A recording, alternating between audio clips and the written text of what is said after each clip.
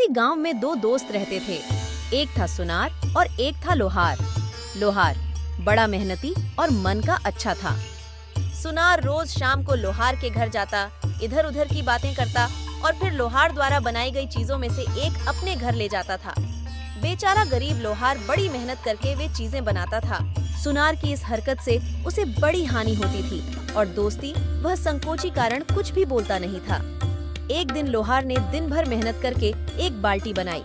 वह बाल्टी बहुत अच्छी बन गई थी।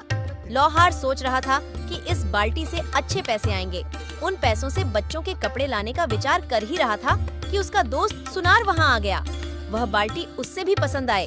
उसे घर ले जाते हुए बोला, इसे तुम्हारी भाभी बहुत खुश होगी। सुनार बाल्टी लेकर चला गया और लोहार देखता ही रह गया। दूसरे दिन सवेरे वह सुनार के घर पहुंचा और बोला, तुम्हारी वह बाल्टी तुम्हारी भाभी को इतनी पसंद आई कि कुछ ना पूछो।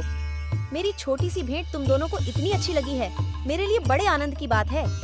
लोहार की नजर दुकान पर रखे गहनों पर घूम रही थी। सामने ही सोने का एक हार सुंदर डिब्बे में रखा था। उसमें मोतियां हीरे जड़े थे। लोहार ने वह हार ले लिया। वाह वाह, क्या कहने, तुमने गजब की कारीगरी की है। कितना बढ़िया हार है तुम्हारी, भाभी को ये बहुत पसंद आएगा। इसे पहनकर वह बहुत खुश होगी। इतना कहकर वह हार को लेकर वहाँ से रवाना हो गया। सुनार ना तो उसे रोक सका और ना ही वह हार मांग सका। मांगता भी कैसे, क्योंकि वह कई बार उसके घर में कई चीजें ले आया था। पर वह लोहार का बच्चे तो एक ही बार में हजारों का माल ले गया।